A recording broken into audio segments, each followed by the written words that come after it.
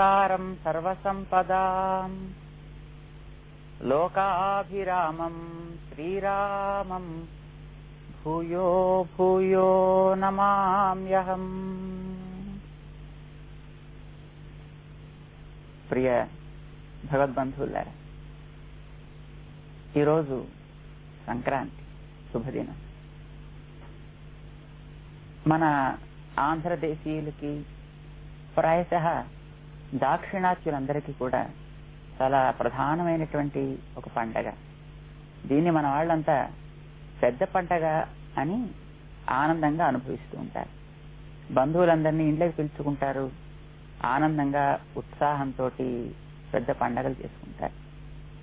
ప్రకృతిలో మనం చూస్తే వసంత ఋతువు మనకి చాలా అందాన్ని, ఆనందాన్ని ఇచ్చే కాలంగా కనిపించినా, ఇది పంటలని బాగా ఇవ్వడంతో ఇండ్లల్లో ఒక రకమైన నిండుతనాన్ని, ఒక పౌష్కల్యాన్ని కలిగించేటటువంటి కాలంగా మనమంతా దీన్ని అనుభవిస్తూ ఉంటాం. నెల రోజులు ధనుర్మాసం గడిచి, ధనుర్మాసంలో చివరి రోజున వ్రతమాచరించినటువంటి గోదాదేవి తనని గోపికగా భావించుకొని శ్రీరంగనాథుడు శ్రీరంగంలో ఉత్సవమూర్తిగా వేంచేసి ఉంటే ఆయన వివాహం ఆడాలి అని కోరుకుంది. తత్ఫలితంగా సిరివిల్లిపుత్తూరు నుంచి గోదాదేవిని రప్పించుకుని శ్రీరంగనాథుడు విగ్రహ స్వరూపంలోనే ఆమెను వివాహం ఆడాడు. గోదాదేవి వ్రతం ఆచరించి రంగనాథుణ్ణి తాను పొందినటువంటి రోజు భోగి అంటారు.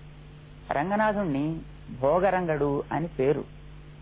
ఆ రంగనాథుడి యొక్క వివాహం తను పొంది రంగనాథుడితో తాను వివాహమాడి భగవంతుడి యొక్క వైభోగాన్ని పొందింది కనుక ఆ గోదాదేవి పొందినటువంటి రోజుకి భోగి అని మన వాళ్ళు పండగగా దాన్ని ఆచరిస్తారు. భోగి దాటిన మర్నాడే సంక్రాంతి ఏర్పడుతుంది. సంక్రాంతి తరువాత కనుమ వస్తుంది. ఈ 3 రోజులు కలిసి ఒక అందమైనటువంటి ఒక పండగ. దక్షిణాయనం పూర్తవుతోంది, ఉత్తరాయణం వస్తుంది. గోదాదేవి ఆచరించినటువంటి ధనుర్మాసం పూర్తి అవ్వగానే గోదాదేవి రంగణ్ణి చేరింది. ఇక దక్షిణాయనం ముగిసింది, ఉత్తరాయణం ఆరంభమైంది. దక్షిణాయనం దేవతలకి రాత్రి అంటూ ఉంటారు, ఉత్తరాయణాన్ని దేవతలకి పగటిగా కీర్తిస్తూ ఉంటారు. మనకి ఓ 24 గంటల కాలాన్ని ఒక రోజుగా భావించుకుని దాంట్లో కొంత రాత్రి కొంత పగలు అని అనుకుని రాత్రిపూట చీకట్లో మనం రకరకాలైనటువంటి విశ్రాంతి తీసుకోవడము, కేవలం గ్రామ్య సుఖాలు అనుభవించడము చేస్తూ ఉంటారు. పగటిపూట లోకంలో ప్రవర్తిస్తూ రకరకాలైనటువంటి సంపాదనలు చేసుకుని దాన్ని అనుభవించడానికి ప్రయత్నం చేస్తూ ఉంటారు. ఇలాగా మనలో ఉండేటటువంటి ప్రవృత్తి పగలు, నివృత్తి రాత్రి కనిపించినట్టే దేవతల యొక్క ప్రవృత్తి కూడా ఉత్తరాయణంలో ఉంటుందని, నివృత్తి రాత్రి కాలంలో ఉంటుంది అంటారు. ప్రవృత్తి అంటే దేవతలు మేల్కాంచి ఉండే సమయం అదన్నీ, నిద్రించి ఉండే సమయం దక్షిణాయనం అని అంటుంటారు అన్నమాట. దేవతలు ఎట్లాగైతే మెలకుగా ఉంటారు అని అంటారో, మనుషుల్లో ఉండేటటువంటి దైవీ ప్రవృత్తులు కూడా బాగా మేల్కాంచి ఉండేటటువంటి, అంటే లోకహితం కోసం ప్రవర్తించే కాలం ఉత్తరాయణం అయితే, మనుషుల్లో ఉండేటటువంటి ఆసుర ప్రవృత్తులు, రాక్షస స్వభావాలు కూడా అణగారి ఉంచాల్సినటువంటి కాలం దక్షిణాయనం అని అయితే, మన వాళ్ళు ఈ ఏడాదిని మనుషులో ఎప్పుడు కూడా దైవ ప్రవృత్తి అధికంగా ఉండాలి అని భావన చేస్తూ ఉత్తరాయణాన్ని ఆరంభాన్ని దగ్గర నుంచి కూడా ఒక పుణ్యకాలంగా భావిస్తారు. అందులో ధనుర్మాస కాలం ఒక రోజుకి బ్రాహ్మ ముహూర్తం ఎట్లాగైతే సత్వగుణాన్ని పెంచేదిగా ఉంటుందో, మనిషిలో కూడా అలాగే సత్వగుణాన్ని పెంచే కాలం ధనుర్మాసం అని భావన చేస్తూ ఆ కాలంలో చేసే ప్రతి ఆలోచన కూడా మనిషిని ఏడాది పొడుగునా మంచి మార్గం నడిచేట్టు చేస్తుంది అనే భావంతో ఒక మంచి ఉత్సవం చేస్తారు. అది ఎట్లా చేయాలి అనేది గోదాదేవి ఆచరించి చూపించింది. దానికే ధనుర్మాసం అని పేరు. తిరుప్పావై అనేటువంటి 30 పాసురాల ప్రబంధాన్ని 30 రోజులు కూడా ప్రతిరోజు ఒక్కొక్కటి పఠిస్తూ భగవంతుడి దాన్ని విన్నవిస్తూ అందులో ఉండే సారాన్ని తెలుసుకునే ప్రయత్నం చేస్తుంటారు. జ్ఞానం కలిగినటువంటి మనుషులు బాగుపడగోరి ఈ 30 రోజుల్లోనూ మనకి తెలిపేటటువంటిది చుట్టూ ఉండేటటువంటి ప్రపంచాన్ని ఎట్లా మనం గుర్తించాలి, మనం చుట్టూ ఉండేటువంటి సమాజంతో ఏ విధంగా ప్రవర్తించాలి, మనలో ఉండేటువంటి దైవీ భావనతోటి ఏ విధంగా మన తోటి వారితో కలిసి మనం బాగుపడే ప్రయత్నం చేయాలి అనే దాన్ని చెబుతూ ఉంటారు. ఇది 30 రోజులు కనుక మనం ఆచరించినట్టయితే గోదాదేవి ఎట్లాగైతే రంగనాథుణ్ణి తను పొందిందో మనం కూడా అట్లాగే భగవంతుణ్ణి భగవద్ అనుగ్రహాన్ని పొందడానికి కావలసినట్టుగా మన లోపల ఒక చక్కటి సంస్కారం ఉద్బుద్ధం అవుతుంది అనేటటువంటిది మన పెద్దలు విశ్వసిస్తూ ఉంటారు, ఆచరించిన వారు అనుభవిస్తూ ఉంటారు కూడా. ఇది భగవంతుణ్ణి చేరడానికి భోగి అన్నమాట. అది మంచి మార్గంలోకి అడుగు పెట్టడం. మంచి మార్గంలోకి అడుగు పెట్టడమే సంక్రాంతి. క్రాంతి అంటే అడుగు పెట్టినవాడన్నమాట. మంచిగా మంచిని కోరుతూ మంచి పథంలోకి తాను అడుగుపెట్టి ఇక పైన ఈ రకంగానే ఉండాలి అని చేసుకునేటువంటి నిర్ణయాన్ని మనకి సంక్రాంతి అందిస్తూ ఉంటుంది. సంక్రాంతి సాధారణంగా సూర్యుడు ఒక రాశిలోంచి మరొక రాశిలోకి మారేటటువంటి కాలం కూడా. ధనురాశిలోంచి సూర్యుడు మకర రాశిలోకి ప్రవేశించిన కాలం కనుక ఆ రోజున సాధారణంగా కొందరు శుభకార్యాలేవి కూడా చేస్తూ ఉంటారు. సంక్రమణం ఏర్పడ్డప్పుడు పితృదేవతలకు తృప్తి కలిగించే పనులు చేయాలి అని నువ్వులు మొదలైన వాటితోటి తర్పణాదులు చేసుకునేటటువంటి రోజు కనుక కొందరు దాన్ని అశుభంగా భావిస్తారు. కనుక ఆ రోజున ఏ శుభకార్యాలు చేసుకోతగదు అని భావించి శుభకార్యాలు చేసుకోవడం కోసమనే మర్నాటిని కేటాయించుకుంటారు. అది కనుమ. ఆ రోజున బంధువులందరినీ పిలుచుకోవడం, వాళ్ళందరినీ కూడా ఆదరించడం, వాళ్ళందరికీ కూడా సత్కారాలు చేయడం, ఇది కనుమ నాడు చేస్తూ ఉంటారు. ఎందుకు చేస్తారు ఇవి అని అంటే వీటన్నిటికీ మళ్ళీ వెనకాతల మనం గోదాదేవి చేసినటువంటి ఆచరణే ప్రధానం. గోదాదేవి శ్రీరంగనాథుణ్ణి వివాహం ఆడింది. శ్రీరంగనాథుడు విష్ణు చిత్తుల వారికి అల్లుడయ్యాడు. అల్లుణ్ణి ఇంటికి పిలిచి ఆదరించడం అనేటటువంటిది ఒక మర్యాద. అయితే భోగినాడు గోదాదేవి రంగనాథుణ్ణి చేరిన మర్నాడే అల్లుణ్ణి ఆదరించడానికి తగినట్టుగా కాలం కాక సంక్రాంతి కావడం చేత ఆ మర్నాటికి కనుమనాటికి అతన్ని ఆదరించేటట్టుగా చేశారు. ఆ వేళ విష్ణు చిత్తులు అంటారన్నమాట. శ్రీరంగంలో వివాహం జరిగింది. గోదాదేవితో పాటు కలిసి రంగనాథుడు మీ ఊరికే వస్తాం మామగారు అని విష్ణు చిత్తుల వారితో చెప్పారట. ఆ రోజుల్లో విష్ణు చిత్తుల వారు మళ్ళీ తిరిగి తమ ఊరైనటువంటి శ్రీవిల్లిపుత్తూరు చేరేటప్పటికీ రంగనాథుడు గోదాదేవితో పాటు కలిసి అక్కడ చేరడం, ఆ తర్వాత ఆయన అక్కడే ప్రతిష్ఠ చేసుకుని ఆయనకి నిత్య ఆరాధనలు జరిపించడం ఆ రోజులో జరిగినటువంటి చరిత్ర. దీన్ని భావన చేస్తూ మన వాళ్ళు ఓ అందమైనటువంటి పండగని మనకి అందించారు. ధనుర్మాసం 4 రోజులు కూడా మన ప్రాంతాలన్నింటిలో కూడా గొబ్బిళ్లతోటి పూజలు చేస్తూ ఉంటారు. గొబ్బిళ్ళని పెట్టి వాటితోటి చక్కగా కన్య పిల్లలంతా కూడా ఆటలాడుతూ పాటలు పాడుకుంటూ ఉత్సవం చేసుకుని వాటిని పిడకలుగా చేసి మాలలుగా కట్టి దాంతో తమకుండేటువంటి చలి అంతా తొలగాలి అని భోగి నాడు సంక్రాంతి నాడు కూడా ఉత్సవం చేసుకుంటూ ఉంటారే. ఆ గొబ్బిళ్ళు లేక ఆ గోపెమ్మలు అని పెట్టేటటువంటిది గోపికలకి ప్రత్యేకగా మన వాళ్ళు ఆచరించేటువంటి ఒక ఆచరణ. గోపికలు శ్రీకృష్ణుడినే కోరిన వాళ్ళు. గోపికలకి శ్రీకృష్ణుడు తప్ప వేరొక దైవం తెలియదు. గోపికలు ఏం చేసినా శ్రీకృష్ణుడి కోసమని. శ్రీకృష్ణుడు ఏది శాసిస్తే వాళ్ళకదే వేదం. ఇలా ఉండేటటువంటి ప్రవృత్తి ఎవరిలో ఉంటుందో వారంతా గోపికల లాంటి వారే అని అంటారన్నమాట.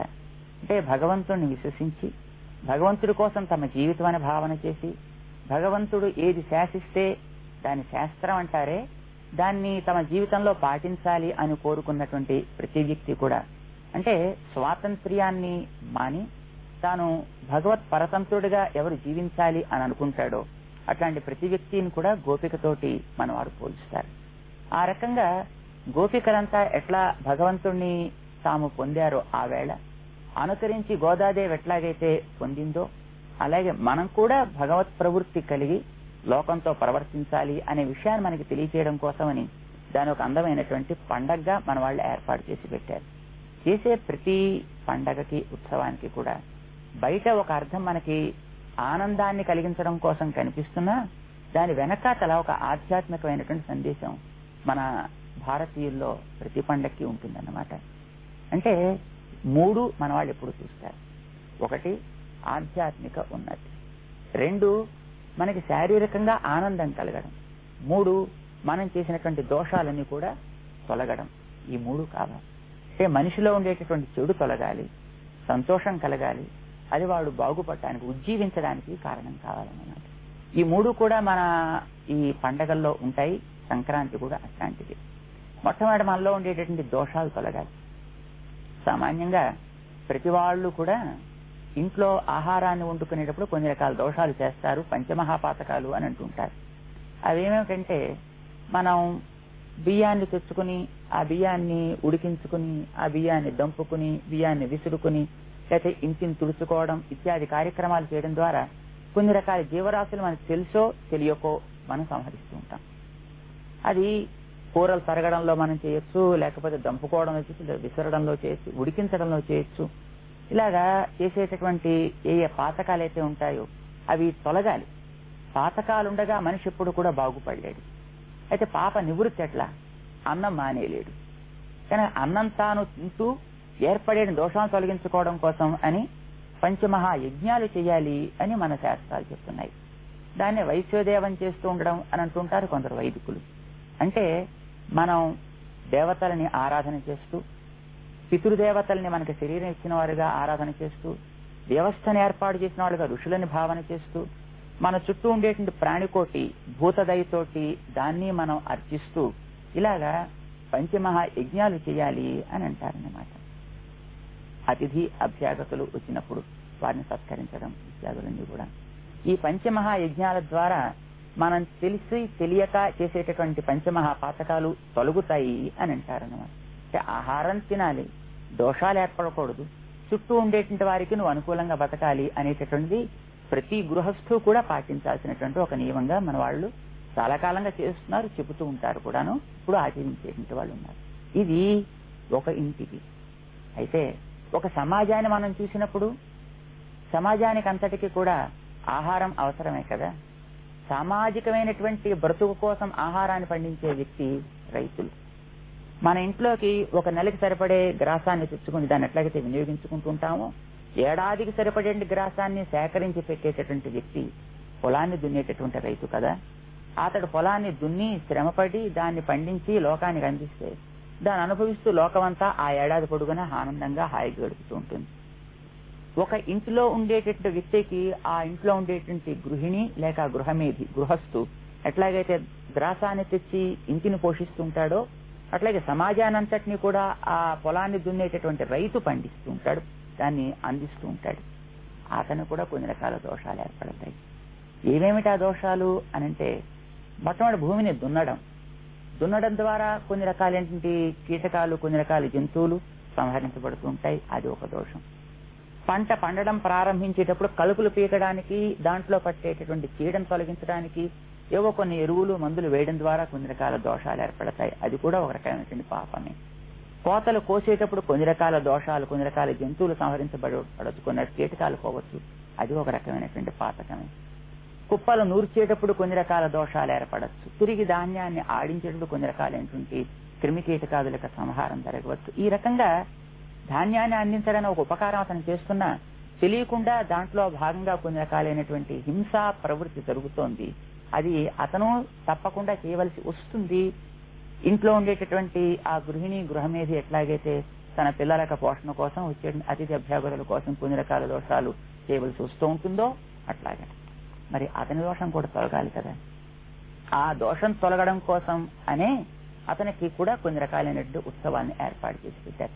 ఇక్కడ పంచమహా యజ్ఞాలు అని అంటాం గృహస్థికి. అలాగే ఒక రైతుకు కూడా పంచమహాయజ్ఞాలు చేయాలన్నమాట. ఆ పంచమహాయజ్ఞాలు ఎప్పుడు చేయాలంటే పంట అందేటటువంటి టైంలోనే చేయాలి. మన ఇండ్లలో అన్నం వండగానే దాన్ని దేవుడికి ఆరాధన చేయడం, పెద్దల కోసం ఏదో కొంత తర్పణాదులు చేయడం ఎట్లాగైతే చేస్తుంటామో, ఇది వేదం తెలిసినవాడు మంత్రాలు వచ్చినవాడు వైదికంగా మంత్రపూతంగా చేస్తాడు.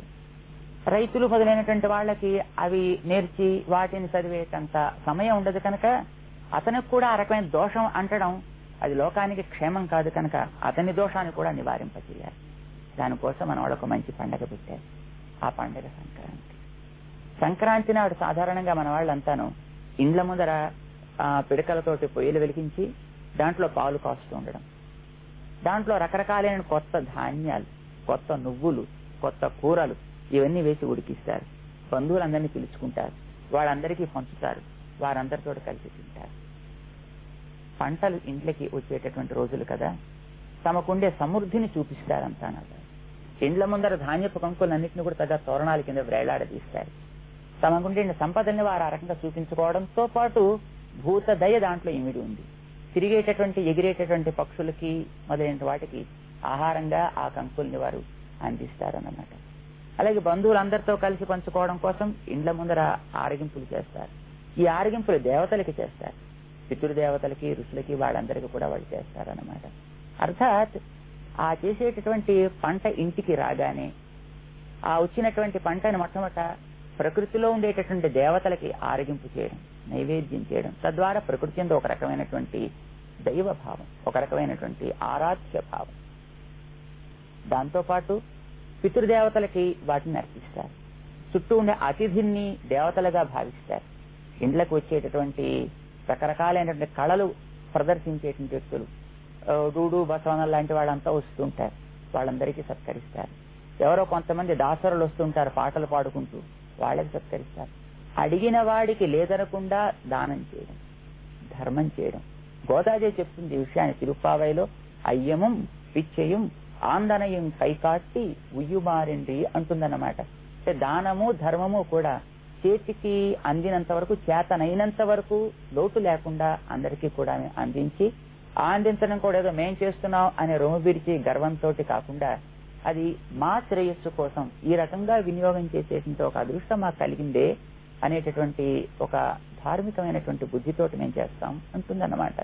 అలాగే ఈ ధనుర్మాస కాలంలో కానీ అయిన తర్వాత కానీ వచ్చేటటువంటి వాడు ఎవరైనా సరే వచ్చి అడిగితే లేదు అనేటువంటి ప్రశ్న ఈ కాలంలో మన వాళ్ళలో ఉండదన్నమాట. ఇది దాతృత్వానికి ప్రతీక.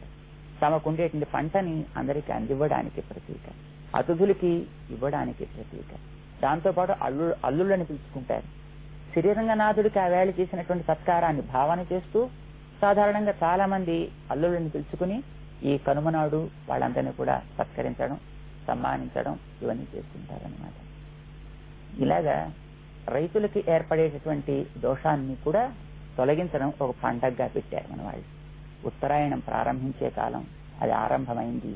ఈవేళ ఆ సంక్రాంతి లక్ష్మిని మనమంతా కూడా సేవిస్తూ మన ఇళ్లలో పుష్టిని మనం చూసి కేవలం మనమే ఆనందించడం కాక మన చుట్టూ ఉండే వారికి కూడా దాన్ని పంచుకుని వాళ్లతో పాటు సుఖిస్తూ తద్వారా మన ఆర్జనలో ఏర్పడేటువంటి దోషాలను తొలగించుకుంటూ ఆనందంగా ఉల్లాసంగా అడుగు జీవితంలో ముందుకి వేయగలిగితే ఈ సంక్రాంతి పండుగ మనం చేసుకున్నటువంటి ఫలితాన్ని తప్పకుండా మనం పొందగలుగుతాం. ఈవేళ అది మన అదృష్ట విశేషం చేత సంప్రాప్తించింది. తత్ వైభవాన్ని మనం మన వారందరితో కలిసి అనుభవిస్తాం. జై శ్రీమన్నారాయణ.